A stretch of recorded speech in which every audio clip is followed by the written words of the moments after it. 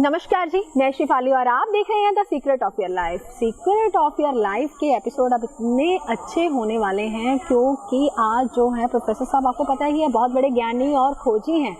खोज करने के लिए कहाँ कहाँ पहुँच जाते हैं। आप देख रहे होंगे मेरे पीछे का जो व्यू है वो है बाली, इंडोनेशिया बाली। और आपने देखा होगा कि मैंने एक सूट वेयर किया हुआ है जैसे हम पंजाबी पहनते हैं, लेकिन साथ में मैंने एक चीज़ वेयर की है। इस मंदिर की प्रथा है कि अगर आप ये चीज़, इसको सलेंदा बोलते हैं ये लोग, अगर आप नहीं वेयर करते तो मंदिर के अंदर एंटर नहीं होने देते यहाँ पे लोग, क्योंकि ये बहुत धार्मिक हैं, बहुत पूजा पाठ करने वाले लोग हैं यहाँ पे।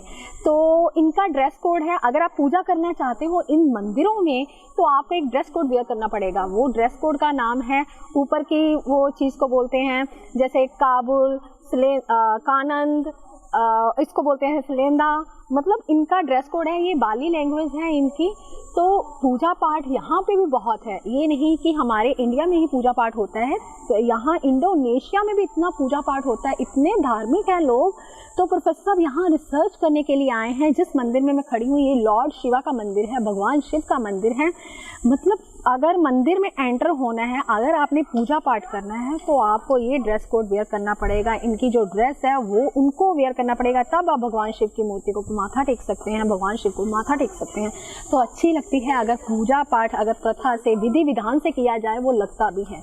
तो हम पहले स्वागत कर लेते हैं और मंदिर के बारे में जानकारी देंगे कि आए प्रोफेसर साहब इंडोनेशिया बाली इतनी दूर क्या रिसर्च करने आए हैं और क्या रिसर्च किया उन्होंने अब तक। तो वो अपने व्यूज़, उनसे हम व्यूज़ लेंगे, पूछेंगे मंदिरों के बारे में कि क्या क्या उन्होंने देखा, क्या क्या रिसर्च किया। तो हम पहले स्वागत कर लेते हैं प्रोफेसर साहब का। प्रोफेसर साहब स्वागत है आपका। नमस्कार प्रोफेसर, आप बड़े जच रहे हैं। वो सलेंदा बोलते हैं इसको, ये मेरे भोले शंकर जी का है। हाँ जी जी, इसको सलेंदा बोलते हैं यहाँ पे। मैंने सीख लिया ये लैंग्वेज थोड़ी बहुत। पहले मैं आप सबको इस मंदिर के बारे में समझा दूं। इंडोनेशिया में एक ऐसा मंदिर है जिसमें भोले शंकर जी आराम करने के लिए आए थे। ये समुंदर के तट के ऊपर बना हुआ है, बहुत बड़ा मंदिर है। हो सके तो शायद कैमरामैन आप सबको दिखाए। जैसे हमारे मंदिरों में, धार्मिक स्थान में हम जब भी जाते हैं सिर के ऊपर बांधते हैं कपड़ा, इसीलिए यहाँ पे कमर पे बांधते हैं। कहते हैं अगर आपने इस मंदिर में जाना है तो ये सिलेंडर बांध कर जाइए, नहीं तो आपको ये मानना नहीं होगी। मैं तो पहले से ही भोले शंकर का भक्त हूँ। यहाँ पर बहुत मंदिर है इंडोनेशिया में। मैं इंडोनेशिया में आया हूँ आज, और आवाज़ बहुत, ये जंगली एरिया है और समुंदर का तट है यहाँ पे, और यहाँ पे भोले शंकर जी का बहुत बड़ा मंदिर है और हम भोले शंकर के मंदिर में बैठे हैं। सबसे बड़ी चीज़ ये है कि मैं भोले शंकर का बहुत बड़ा भक्त हूँ, और सबसे बड़ी चीज़ ये है कि ये भोले शंकर जी का ही मंदिर है। और सबसे पहला मेरा टूर भी भोले शंकर जी के मंदिर में से ही शुरू होता है। यह तो विष्णु भगवान का भी मंदिर यहाँ पे है, और विष्णु भगवान का जो मंदिर है वो बहुत दूर है। हम जाएंगे विष्णु भगवान के मंदिर में। शोर बहुत आ रहा है, पूजा अभी स्टार्ट होने वाली है। यहाँ पे मंदिर जो जितने भी खुलते हैं सुबह 8 बजे खुलते हैं। हमारे मंदिर तो सुबह 4 बजे खुल जाते हैं हिंदुस्तान में, लेकिन यहाँ पे सुबह 8 बजे खुलते हैं और 8 बजने वाले हैं, 5 मिनट रह गए, 8 बजे आरती शुरू हो जाएगी।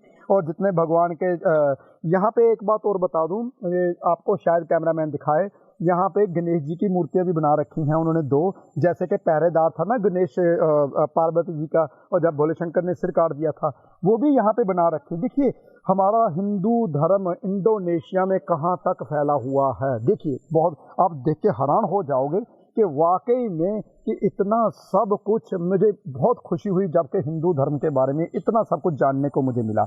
और सबसे बड़ी चीज़ ये है कि हिंदू धर्म में, जैसे कि इंडोनेशिया में भोले शंकर को मानने वाले अलग लोग हैं और विष्णु भगवान को मानने वाले अलग लोग हैं। यहाँ पे भी 2 पार्टियाँ हुआ करती थी। जो भोले शंकर को मानते थे वो इस साइड रहते थे, जो विष्णु भगवान को मानते थे वो शहर के बीच में रहते थे विष्णु भगवान के मंदिर में, और जो विष्णु भगवान को मानते थे वो भोले शंकर को जी कर नहीं मानते। यहाँ पे भी बहुत पुराने 10,000 20,000 साल से ये चीज़ें चलती आ रही हैं। वो मैंने बहुत सी चीज़ें सीखी और आप सबको बता रहा हूँ। सबसे बड़ी चीज़ ये है कि भोले शंकर के आज मंदिर में हूँ। यहाँ पे मैं जो कुछ सीख के जाऊँगा और बताऊँगा तो आपको साइंटिफिक रीजन से, यहाँ पे गर्मी बहुत है।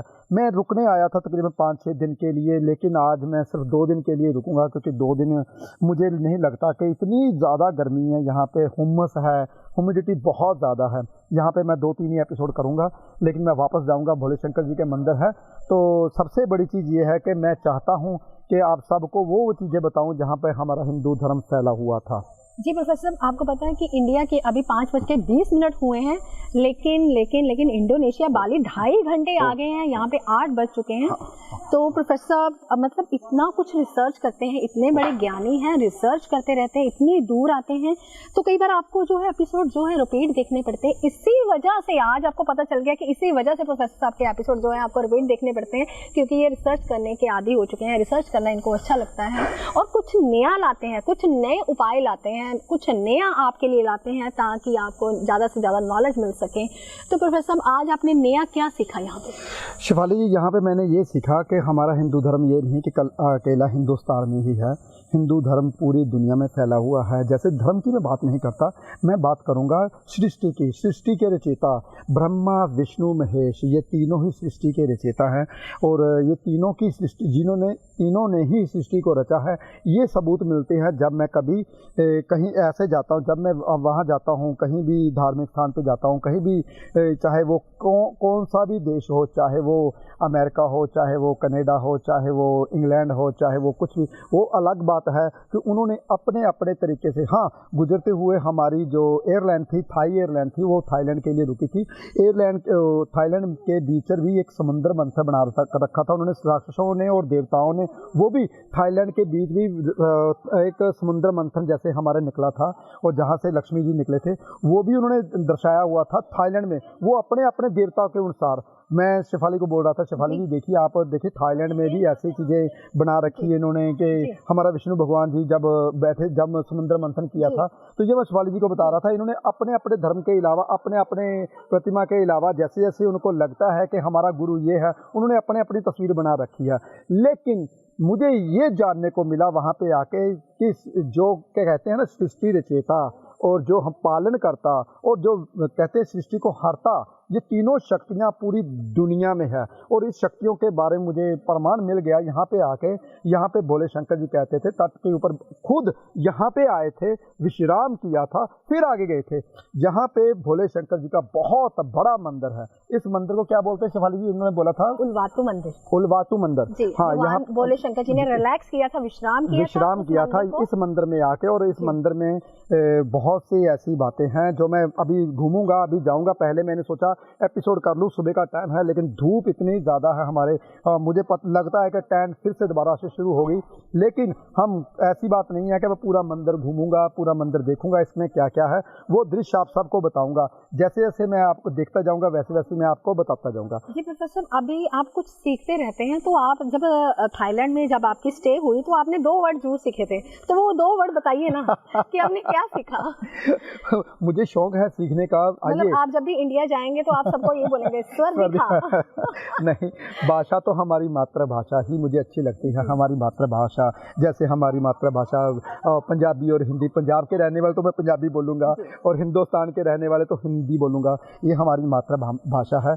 और मैं यही जानना चाहता हूँ कि पूरी दुनिया में जो जो हमारे धर्म को मानते थे, जो जो हमारे धर्म के लिए किया, जिन्होंने किया, वो क्या क्या मानता है। और मेरे ख्याल में आरती शुरू होने वाली है, ब्रेक के बाद हम आरती के बाद मिलते हैं, आपको दिखाते हैं आरती के बीच में कितने लोग शामिल होते हैं और आरती कैसे करते हैं। कोशिश करता हूँ आप सबको दिखाने की, ये कैमरामैन दिखाएगा आप सबको।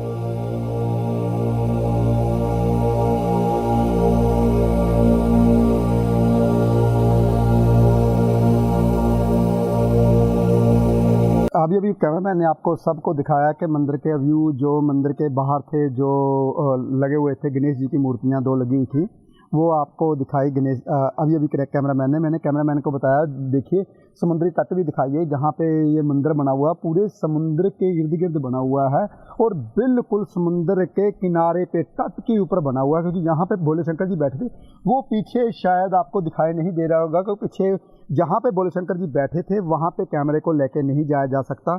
वहाँ पे कहते हैं कि एक लिबास होता है वो पहनना पड़ता है, फिर मंदिर के भीतर आप प्रवेश कर सकते हो। वो लिबास मैं पहनूंगा, पीछे से जहाँ पे भोले शंकर की मूर्ति बनी हुई है वहाँ पे जाके दर्शन करके आऊँगा और कोशिश करूँगा कि आपको एक पिक्चर दिखा दूँ वहाँ के फ़ोटो खींच के, लेकिन जाने नहीं देंगे। कुछ कोशिश करूँगा कि कैमरामैन को बोल दूँ कि जाके आए और वहाँ की पिक्चर खींच के आए, लेकिन हम जा रहे हैं माथा टेकने के लिए और आप सबको बताएंगे वहाँ का इतिहास। आज मैंने आप सबको वो मंदिर दिखाया जहाँ पे भोले शंकर जी ने विश्राम किया था।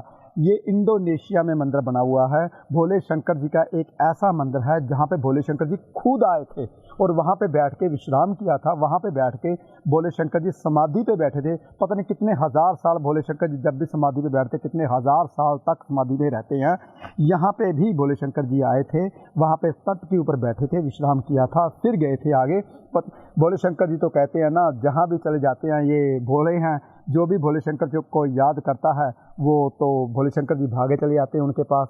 यही सबको मैं दिखाने के लिए आता हूँ कि आप भी अगर भोले शंकर को मानते हैं तो देखिए कितने भोले हैं वो। हम भी अगर याद करेंगे तो वो भी भागे चले जाते हैं हमारे भक्तों के पीछे पीछे, जैसे कि हम भक्त हैं, जहाँ जहाँ पे वो बैठते हैं वहाँ वहाँ पे हम जाते हैं। और शिफाली जी क्या कहना है आपका इस मंदिर के बारे में? जी प्रोफेसर साहब, अभी आपने बात की कि यहाँ पे गणेश जी की प्रतिमा है, तो यहाँ पे जो भोग लगाया जाता है उसको चानन बोलते हैं, जैसे बाली की लैंग्वेज है चानन। मतलब आपने ये देखा है प्रोफेसर साहब कि यहाँ पे जो भोग लगाया जाता है कितना कुछ रखा जाता है भोग में। शिफाली जी मैं आपको ये समझाता हूँ, जो भोग में लगाते हैं वो अलग है। जो बाहर एक यहाँ पे ना एक टूना करते हैं, हम टूना ही बोलेंगे क्योंकि जितनी भी शॉप है, जितने के मंदिर के बाहर एक छोटे सा टूना करते हैं, उसमें सिगरेट वगैरह कुछ रखते हैं ऐसे कुछ बाहर रखने के लिए, ताकि हमारे दुकान को नजर ना लगे, कुछ ऐसा। इसलिए कुछ ऐसा है कि लिबास मेरा आ चुका है जो मैंने पहनना है नीचे से और भोले शंकर जी के दर्शन करने जा रहा हूं मैं। और ऐसा ही कोई एक छोटा सा टूना करते हैं, दुकानों के बाहर रखते हैं। जो अंदर भोग लगता है वो बर्फी का और धूप वगैरह रखते हैं, काफ़ी कुछ रखा जाता है। ये भी कैमरामैन आपको दिखाएगा कि जो वो भोग लगते हैं, जो वो प्रसाद का माथा टेका जाता है, वो भी आपको दिखाएगा। और हम सब कुछ, मैं ये सब कुछ आपके लिए करता हूँ, कहाँ कहाँ जाता हूँ और वहाँ जाके आपके लिए कुछ ना कुछ खोज करके आता हूँ। वहाँ पे मैंने एक चीज़ और देखी, कुछ मंदिर ऐसे बने हुए थे जो राक्षसों के मंदिर थे, जहाँ पे राक्षस बिठाए जाते थे। क्योंकि यहाँ पे अगर भगत हैं, भोले शंकर हैं, तो बुरे इंसान भी हैं। राक्षसों की प्रतिमा भी बनी हुई थी, वो भी मैं आपको दिखाऊंगा वहाँ पे पहुँच के। शायद कैमरामैन हम वहाँ पे जाएं और वो भी प्रतिमा दिखाएं। वो अलग बने हुए हैं, अलग मंदिर, उनके कुछ अलग टेम्पल, कुछ और टाइप के टेम्पल है। लेकिन एक विष्णु भगवान का टेम्पल है, बहुत बड़ा टेम्पल। विष्णु भगवान को जो लोग मानते थे वो शहर के बीचों बीच रहते थे, जो भोले शंकर को मानते थे वो शहर के बाहरी एरिया में रहते थे। इसलिए कोशिश करूँगा कि मैं आप सबको घुमाऊँ। गर्मी बहुत है, लेकिन हमारा टूर 5-6 दिन का था, लेकिन हम 2 दिन में ही वापस आने वाले हैं। वो मैं इसलिए वापस आने वाला हूँ क्योंकि गर्मी बहुत है। जो हम वहाँ पे जो मॉइस्चराइजर यहाँ पे बहुत ज़्यादा है। और जो चीज़ मैंने देखनी थी, मुझे घूमने का शौक़ है, मुझे टेंपल देखने का शौक़ है, मुझे अपनी जो जितनी सभ्यता है उसको इकट्ठा करने का शौक़ है और आप सबको बताने का शौक़ है। जी प्रोफेसर, अभी आप हमने पिछले एपिसोड में बताया भी है कि इष्ट देव कुंडली में एक देखा जा सकता है कि हम इस भगवान की पूजा करें ताकि हम तरक्की करें, ताकि हमारा बिजनेस एस्टेब्लिश रहे, ताकि हमारी जो वंश की बढ़ोतरी होती रहे। तो ऐसा भी कुछ है कि भोले शंकर जी भी मतलब कुछ कुंडलियों में ऐसा होगा कि हाँ इनकी ही पूजा करें तो हमारी जो है वृद्धि होगी, हमारे वंश की वृद्धि होगी या बिजनेस की वृद्धि होगी, ऐसा कुछ होता है प्रोफेसर? बिल्कुल शिफाली जी, बिल्कुल। जब भी हम बारहवें घर में जो लोड बैठा होता है, 12वें घर का जो लोड होता है वो हमारा इष्ट देव होता है। लेकिन 12वें घर में मेरे जैसे केतु बैठा हुआ है, तो मेरा इष्ट देव कौन हुआ? गणेश जी। तो मैं तो गणेश जी के फादर को मानता हूँ, यानी कि भोले शंकर को मानता हूँ। मेरे इष्ट देव गणेश जी हैं। तो भोले शंकर जी, मैं तो वैसे पता नहीं अंदर से ही मुझे भोले शंकर की आवाज़ आती रहती है, ओम नमः शिवाय, ऐसे मेरे आभास होता रहता है जब सोता हूँ, उठता हूँ, जागता हूँ, कहीं भी जाता हूँ। लेकिन अगर मैं कुंडली के मुताबिक देखूं तो मेरे इष्ट देव गणेश जी बनते हैं। केतु बैठा हुआ है 12वें घर में, मोक्ष की प्राप्ति देने वाला। ऐसे इंसान को जीते जी मोक्ष मिलता है। पता नहीं कैसे मिलेगा, मुझे तो पता नहीं, लेकिन मैं जाता जरूर रहता हूँ अलग अलग जगहों के ऊपर, अलग अलग धार्मिक स्थान के ऊपर, अलग अलग। मुझे ऐसा लगता है कि मैं आप सबको वो चीज़ें बताऊँ, आप सबको वो चीज़ें दिखाऊँ जो कि हमारे हिंदू धर्म में छोड़ो धर्म कोई भी हो, लेकिन पूरी दुनिया में मैंने एक चीज देखी है, ब्रह्मा विष्णु महेश ये सृष्टि के रचयिता है, ये सृष्टि को पालन करता, सृष्टि के रचयिता और सृष्टि को हरता, ये पूरी दुनिया में ही है।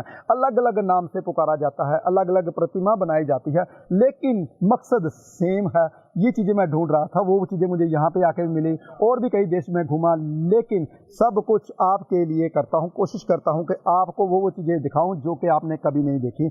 यहाँ पे जो कुछ मैं सीखूंगा, आऊँगा और वापस आके आपको सब कुछ बताऊँगा क्या करना चाहिए। लेकिन यहाँ पे एक चीज़ और मैंने देखी, जो कि कहते हैं ना टूना टॉप में ज़्यादा विश्वास करते हैं, वो तांत्रिक विद्या जिसको बोलते हैं, वो यहाँ पे बहुत ज़्यादा होती है। और लेकिन इन चीज़ों को मैं नहीं मानता। मुझे तो ऐसा लगता है कि हमारे मन में अगर कोई गलत चीज हमारे मन में बसी हुई है तो वो हमारे साथ होगी, अगर कुछ भी नहीं हमारे मन में तो कुछ भी नहीं है। इसलिए मैं अपना मन साफ रखता हूं, मैं इन चीजों के ऊपर विश्वास नहीं करता। लेकिन यहाँ के लोग बहुत ज्यादा विश्वास करते हैं इन तांत्रिक विद्याओं में, इन चीजों के ऊपर बहुत विश्वास करते हैं, लेकिन मैं नहीं मानता। मैं ये कहता हूं अगर इंसान पॉजिटिव है तो उनके पीछे पीछे पूरी शक्तियां, कहते हैं ना 9 निधि और 18 सिद्धियां, ये सब विद्या सिद्धियां उस इंसान के भीतर ही होती हैं जो इंसान पॉजिटिव होता है। अगर आप भी पॉजिटिव रहोगे तो वो शक्तियां आपके भीतर भी रहती हैं। मैं सबको बोलता हूं मैं आपकी तरह ही हूं, कुछ नहीं है मेरे पास, मैं इंसान हूं, मामूली सा इंसान हूं, लेकिन अलग अलग जगहों के ऊपर जा जाके अलग अलग चीज़ों के ऊपर अपनी पॉजिटिविटी को बढ़ाता रहता हूं। जो आपके दुख है उनको दूर करता रहता हूं, समुद्र में फेंकने जाने वाला हूं आपके दुख, जितने भी दुख है, जो भी इंसान मेरे पास जितना कुछ दुख लेकर आए थे उन सबको यहीं पर फेंक के जाऊंगा और यहाँ की पॉजिटिविटी भोले शंकर की आपको साथ हिंदुस्तान में लेकर आऊंगा। जी प्रोफेसर, अभी आपने अपने मिथुन लगन के बारे में तो बता दिया कि उनके इष्ट देव जो हैं वो गणेश जी हैं, तो प्रोफेसर क्या अगर मेष लगन के लोगों का बताया जाए तो उनके इष्ट देव कौन बने? ब्रह्मा जी। मीन राशि बैठी है, अगर उसमें कौन सा सूर्य ग्रह बैठा हुआ है तो सूर्य इष्ट देव बैठा है। अगर मान लीजिए शुक्र बैठा तो शुक्र देव बने, अगर मान लीजिए शनि बैठा तो शनि देव बने, अगर मान लीजिए कोई भी ग्रह मंगल बैठा तो हनुमान जी बने। देखना पड़ेगा कि 12वें घर में आपका कौन सा ग्रह बैठा हुआ है। लेकिन अगर कोई भी ग्रह नहीं बैठा तो उसकी राशि देखिए कौन सी राशि है, वही आपका इष्ट देव होगा। जी प्रोफेसर, मोटा मोटा आज ज्ञान बांट ही दीजिए आप लोगों को, अपने परिवार को, कि आपने यही बताना है, ये मत बताइए कि कौन सा लॉर्ड बैठा उसको आप इष्ट देव बनाइए, सिर्फ मोटा मोटा बता दीजिए ये राशि वाले ये चीज कर सकते हैं। मान लीजिए वृष लगन है तो उनके इष्ट देव कौन बने? वृष लगन है तो 12वें घर में मंगल की राशि आती है तो हनुमान जी, कहते हैं ना हनुमान जी इष्ट देव बनते हैं भाई। अगर मिथुन लगन है तो शुक्र आते हैं तो शुक्र की नहीं, अगर केतु बैठा हुआ तो गणेश, अगर शुक्र की राशि है तो शुक्र देव हो गए, सरस्वती माँ को मान सकते हैं। अगर कर्क लगन है तो मिथुन यानी कि दुर्गा माता को मान सकते हैं जी, ये इष्ट देव है। अगर मान लीजिए सिंह लगन है तो यहाँ पे आते हैं कर्क राशि। कर्क राशि आपको पता ही है चंद्र की होती है, तो चंद्र सौम्य ग्रह है, तो आप किसको मान सकते हैं? अभी भोले शंकर को मान सकते हैं। कर्क राशि पानी की होती है तो शांति में तो भोले शंकर जी ही रहते, तो आप भोले शंकर जी को मान सकते हैं। अगर मान लीजिए आपका कन्या लगन है तो सिंह राशि आती है तो सूर्य देव को भगवान मान सकते हैं। अगर मान लीजिए तुला आपका लगन है तो राशि 12वें घर में आती है, 6 नंबर राशि आती है, तो दुर्गा माता को मान सकते हैं। आपको पता ही है बुध की 2 राशियां हैं और शुक्र की 2 राशियां हैं, शनि की 2 राशियां हैं। कोई भी राशि आपको मान लीजिए अगर तुला लगन है तो दुर्गा माता, वृश्चिक लगन है तो शुक्र देव, सरस्वती माता और लक्ष्मी माता हम कह सकते हैं। और उसके बाद अगर आती है आपके धनु लगन है तो मंगल को इष्ट देव मान सकते हैं, तो मंगल जो है आपके हनुमान जी है और इसको मान सकते हैं।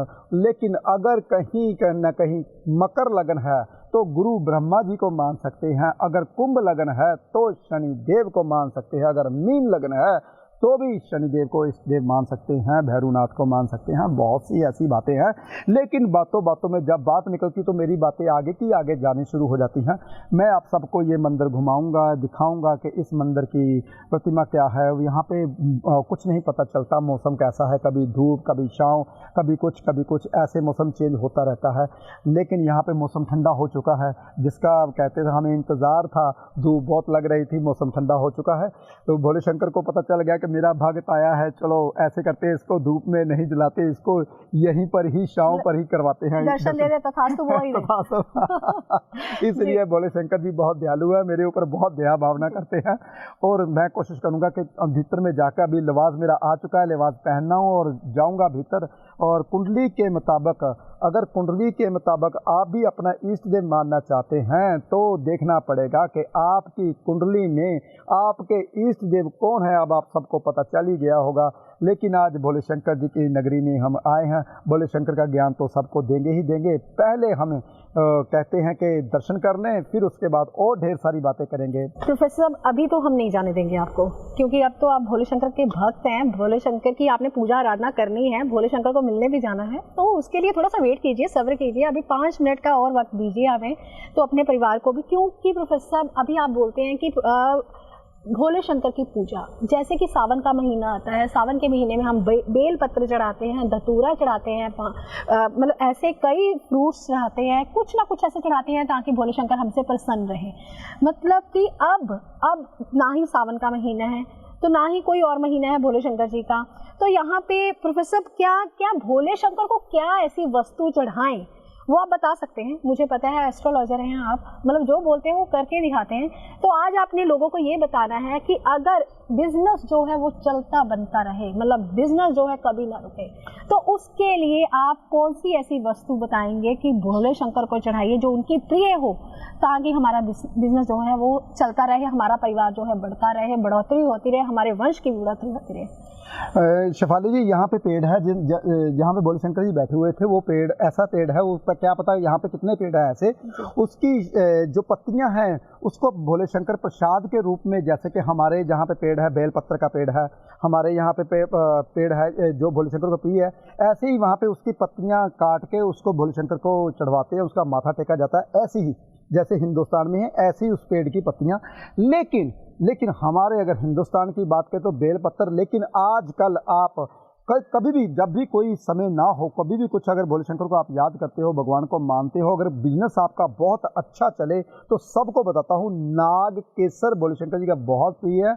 नाग केसर, जैसे कि अपने कहते हैं ना जो दाने होते हैं हमारे सूखा धनिया होता है, वैसे दाने होते हैं, ऐसे साबुत दाने ही आपने पहले जल चढ़ाना है। ऊपर साबुत दाने जो सूखा धनिया जैसे होता है नाग केसर, वो आपने शिवलिंग के ऊपर रखना है। तो देखिए आपकी मनोकामना कैसे पूरी होती है। भोले शंकर तो भोले हैं, वो तो भागे चले जाते हैं। आप कहीं भी हो, चाहे कहीं भी बैठे हो, कहीं भी याद कीजिए और देखिए कैसे आते हैं और कैसे आपकी मनोकामना पूर्ण होती है। अगर 4-5 सोमवार ऐसे करते हो तो देखिए आपकी मनोकामना पूर्ण होती है। लेकिन बहुत सी और बातें हैं जो मैं आपको बताऊंगा, लेकिन यहाँ पे देखना चाहता हूँ क्या क्या है वो सब कुछ। यहाँ पे बात आ गई समय की, क्योंकि कुछ लोग प्रोफेसर आपके पास आते हैं तो ये बोलते हैं कि हमारी श्रद्धा भावना होती है, हम लोग आराम से 8 साढ़े 8 बजे उठते हैं, 9:30-10 बज जाते हैं हमें भोले शंकर के मंदिर जाते जाते, मतलब उतना ही फल देंगे ना हमें? नहीं, बिल्कुल नहीं। मैं आप सबको बताता हूँ, यहाँ पे मंदिर जो जितने भी मंदिर है, यहाँ की प्रतिमा मुझे नहीं पता कि लोग 8 बजे क्यों मंदिर खोलते हैं, लेकिन मंदिर जो खुलना चाहिए 3 बजे ही खुलना चाहिए। 3 से लेकर 4 बजे के बीच में मैंने सबको बताया था पहले भी, अगर जल चढ़ाते हो तो अमृत लगता है। 4 से लेकर 5 के भीतर में अगर जल चढ़ाते हो तो दूध लगता है। अगर 5 से 6 के भीतर में दूध भी चढ़ाते हो, अमृत भी चढ़ाते हो, कुछ भी चढ़ाते हो तो जल ही लगता है, उसके बाद कुछ भी नहीं लगता। 6 बजे के बाद कोई फायदा नहीं होता। ये पूरे हिंदुस्तान के लिए है। जिन लोगों को मैं मंदिर खोलने के लिए बताता हूँ कि सुबह सूर्य उदय से 1 घंटा 36 मिनट पहले अगर आप उठते हो, वहाँ माथा टेकते हो, तो देखिए आपकी मनोकामना कैसे पूर्ण होती है। और वाकई में अगर दूध, जल, अमृत चढ़ाना चाहते हो तो इस टाइम पे चाहिए जो मैंने आपको बताया। जी प्रोफेसर, आज आपने बहुत अच्छा बताया कि हमारे इष्ट देव कौन है, कि हम तो ऐसे ही पूजा आराधना करते रहते हैं, कभी किसी की कभी किसी की, क्योंकि हमारे देवी देवते जो हैं वो 33 करोड़ हैं हिंदू देवी देवते जो हैं, तो किस किस की पूजा करें? अगर इष्ट देव पता हो तो हम लोग इष्ट देव की पूजा कर सकते हैं। माथा किसी भगवान को भी टेक सकते हैं, ऐसा कुछ नहीं है कि आपकी अंदर की श्रद्धा भाव चाहिए। लेकिन एक होता है ना कि कुंडली देखकर हमें पता चले कि हमारे इष्ट देव ये हैं, ताकि हमारा बिजनेस जो है वो चलता रहे। अगर बिजनेस नहीं है, पैसा नहीं है, तो आज की डेट में कुछ भी नहीं है। तो ऐसा लगता है क्योंकि 80% जो वर्क है वो पैसा कर देता है। अगर आप भी प्रोफेसर गुरदीप अरोड़ा साहब से मिलना चाहते हैं, उन्हें अपनी कुंडली दिखाना चाहते हैं, तो आपकी स्क्रीन के नीचे जो नंबर फ्लैश हो रहे हैं, आप उन पे कांटेक्ट कर सकते हैं, अपॉइंटमेंट ले सकते हैं। आप प्रोफेसर गुरदीप अरोड़ा चैनल को भी सब्सक्राइब कर सकते हैं। ऐसा नहीं कहीं मिस कर जाए, कहीं फ्रेंड्स को दिखाना हो तो ये चैनल जो है सक्सेसफुल है, किसी भी टाइम किसी भी वक्त देख सकते हैं। जो इष्ट देव की बात कही प्रोफेसर साहब ने, बहुत अच्छी बात कह दी। आज उन्होंने बातों बातों में हमने कुछ ना कुछ हम उनको उलझाने की कोशिश करते हैं, वो फिर भी निकल आते हैं। अच्छा लगता है कि एक ऐसा ऐसा ज्योतिषी जिसको हर चीज के बारे में नॉलेज है, मतलब कि आप एक क्वेश्चन पुट अप करें और उस चीज का आपको जवाब मिल जाए, ऐसे ज्योतिषी की क्या बात है कि अगर ऐसा ज्योतिषी हमें भी मिल जाए तो हमारी भी जिंदगी जो है सवर जाए। तो आप हमें देखते रहिए इसी चैनल के ऊपर, यूट्यूब चैनल के ऊपर देखते रहिए। आप खुश रहें, स्वस्थ रहें, आबाद रहें। आज के लिए इतना ही, नमस्कार।